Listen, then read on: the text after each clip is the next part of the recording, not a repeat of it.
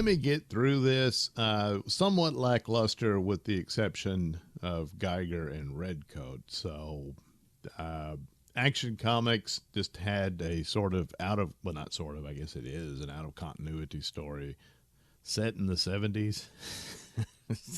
Gail Simone taking on the writing chores, and it's mostly fine. I don't know what the point of doing this in the 70s with the Fleischer Superman chest symbol. Uh, again, I don't know what to make of it. I guess it's just this little thing that won't amount to anything, just done for fun, which it's fine. Um, so we'll see where that goes. Our world's finest. Well, of course, for the most part, and the longest running to the best of superhero comics from the mainstream. But this Batmite and Mixelplick, I know it's mixed as Piddleick, story, that's probably not worth the amount of time put into it. Those magic stories where it's just all wrapped up with another magic thing, which is what happens here. It says, okay, maybe you have some, and of course, a lot about World's Finest is a throwback to the glory days of DC, but in the modern times and whatnot, or more or less, since this is supposed to be in the past of their current continuity. But dragged on too long, and you just know how it's going to go, so there's really not any suspense at all. The only thing about it is I thought this might be a tie-in to their upcoming reboot with Absolute Power and what have you. Maybe kind of that'll be a revelation because this Doomite character, when they take him down, he says, you don't understand the ramifications, and there's all these alternate realities scenes around and all this sort of, which you've seen 100 times before. And some of that was from Absolute Power. There's the scene where Superman got shot and all that sort of thing. Through the different vignettes you could see as they take him down, and it's really kind of stupid. It was pretty much probably the weakest issue they've done of this series. That and the fact that I really can't stand Mark Waid. Try to separate the art from the artist. Boy, does he make it hard. So you could have skipped the whole thing. I don't think it really matters. And even if it is connected to that, I don't know. There's no real indication to it. So did they really think that through? Probably not.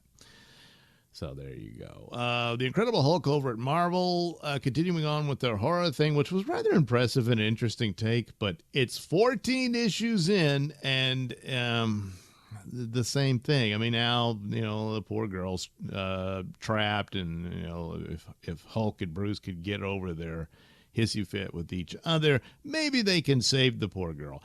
But it's just dragging. It's a bit repetitive scenery, albeit, very creepy and well done and all that. But it's time to move on to another monster. You can still be in the horror vein for the most part, but you're kind of stuck in a rut here. And it just looks like you're filling it up with, filler. Because the payoff probably ain't going to be that great. And even when you get there, well, so... Once again, though, out of continuity stuff doesn't always work. I'm not being fair to Action Comics. Maybe that'll be a cool little story. I rather doubt it, but But meanwhile, with Symbiote Spider-Man 2099, it's just been an okay romp, and of course, no doubt, due to the talents of a solid writer in Peter David, and so I would like to see it continue, perhaps, because there's really not a whole lot left of Marvel to check out. So, but it was very simple and basic. And so, and maybe because the Doom, Dr. Doom version of 2099 shows up, and maybe they would give him a new title and stuff. I don't know. I just don't, it doesn't have to be always about symbiotes, but this is kind of an ongoing series where these out of continuity symbiote tales. They did it with, of course, Peter Parker, and now with Miguel O'Hara, and so on and so forth. So maybe that's the deal. So the symbiote would have to show up for a continuation of it. But Anyway, it was fun for what it was, and see how that turns out. So, saving grace only comes with Giger and Redcoat from Ghost Machine, which proves to be the best going forward. Conan the Barbarian is probably the best title available. But Ghost Machine is something to check out and pay attention to. Not the least of which, the art is absolutely fantastic.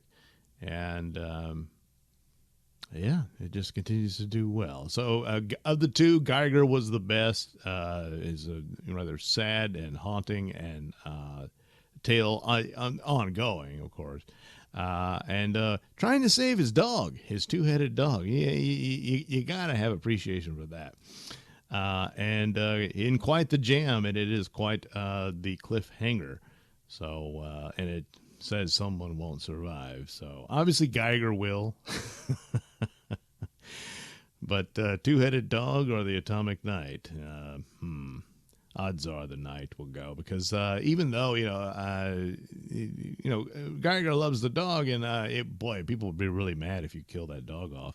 But Atomic Knight, he's just this bumbling idiot, and Geiger has irritated with him, and then if he loses his life through all of this, just another weight of guilt that's going to hang over Geiger going forward.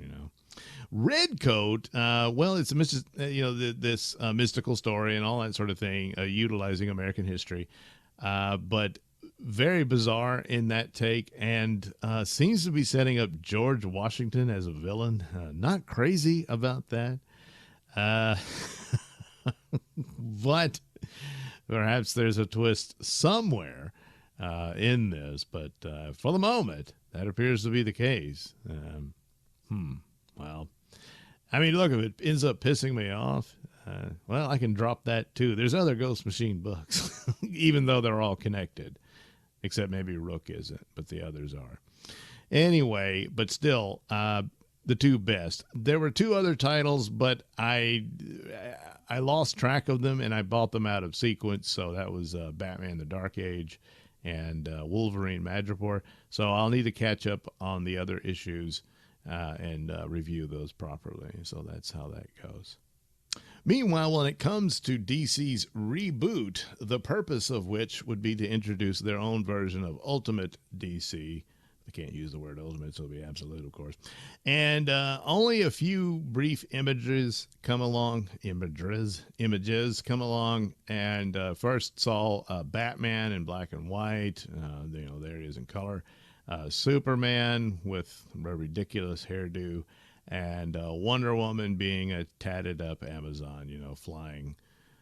Well, I think it's a flying horse, but it looks almost like some kind of bug, or maybe it's like a ghost horse because it's a skull or something. Who knows? Anyway, that's the deal. And of course, the announcement, and I'm sure they'll have more details at the Comic-Con and what have you. But they go on a new jumping on point for the mainstream continuity and all that sort of stuff. And then, of course, Absolute DC, where eventually there'll be a crossover between the two. But still, Absolute DC is the curiosity, because you know so little about it. Batman looks giant. Not sure why that is, whereas Wonder Woman and Superman are much smaller compared to him. Don't hear a lot of details about Wonder Woman. She's got that ginormous sword or what have you. It appears Darkseid creates this universe, and the idea of the promotional imagery seeming to have two different Darkseids, it could probably be because, well, he's a god, and there's avatars, and Grant Morrison weighed in on that back in the Multiversity days, and it could be something akin to that. And this alternate universe is created, and rumors abound that I guess one of the setups is Darkseid has conquered the Earth in Absolute DC, and so these superheroes, their careers begin under that situation. I'm guessing that's how it goes. John Delarose said he had heard that Superman will come out as pansexual. And with the hairdo. Maybe that's the case. None of the outfit redesigns look good. They're pretty bad. So I'm already down on that. I'm not interested in pansexual Superman. Um, and this is akin to what happened ultimately with Alan Scott Green Lantern. His son had been depicted as gay for a long time. And then when they did New 52, they created an alternate universe of Alan Scott where he was gay. And he's like, well, it's an alternate universe. Yeah, whatever. And now they've decided to just retcon the original Alan Scott and said, no, he was gay all along. He just kept it hidden because, he lived in the old days and you had to and all that kind of thing. Yeah, you know why it's done. You have your checkbox and your quotas. So same thing seems to apply here. They suddenly magically made John Kent gay, magically aged him. Well, not magically. It was, anyway, the whole story. But nevertheless, and we're going to get him so he could have sex with girls. And then they said, wait a minute. We got to do representation. So they made him gay instead. And all that sort of stuff. So that's been run through and no one cares. And John Kent's pretty much forgotten at his popularities when he was a 10-year-old boy and he made the family between Clark and Lois and they had those things. But it just wasn't given time and room to breathe. And so they killed it. And so now you have this. So similar to Alan Scott, not good enough for the son to be gay. Let's make the real deal gay in this alternate universe. That's the first step. So I imagine if this crap continues, you'll have to make the original Superman gay as well. They'll say bisexual, but, I don't know. Lois Lane dies, and in his grief, he has an affair with Jimmy Olsen. So it doesn't really matter because I don't care about the details or any, creative. There's nothing creative about it. So if that's the case, it's done. Already, the look of the costumes is pretty lackluster, and the stupid hairdo of Superman is pretty awful. And I guess he has some sort of new powers because his wrists are glowing, and maybe. And then giant Batman. So yeah, whatever. But don't. And I assume, sure, Wonder Woman will be a lesbian. Now, the thing about Wonder Woman, you can always argue she fooled around. She was stuck on that island with nothing but women, so you could come up with a narrative where there was a girlfriend. But remember, as soon as Steve Trevor showed up, she couldn't get off that island fast enough. So, she was gay for the stay. Well, they'll probably get rid of that pesky Steve Trevor part in Absolute, maybe.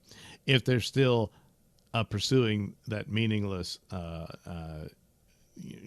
design or what have you that's dominated and destroyed the mainstream comic industry, then yeah, that's probably the case. So anyway, there you go. Slim chance at best anyway, and not even really going to try. So I'm like, why did you even bother? Just to stir up some kind of buzz and hope that anyone left will tune into it. Well, sure, but if it's just crap, that's not going to go anywhere. Sell a couple of number ones again, and then that's it. And the returns are diminishing. So the next time you do it, it won't work as good as it did the last time, and so on and so forth. So it's unfortunate. When I first heard it, I thought, yeah, okay, yeah, a reboot is obviously in order because things are so messed up. But this doesn't look all that great to me. Hopefully I'm wrong, but, well. Anyway, we'll see. So there you go. See you next time on Mr. Nailsin's Wednesday Comics.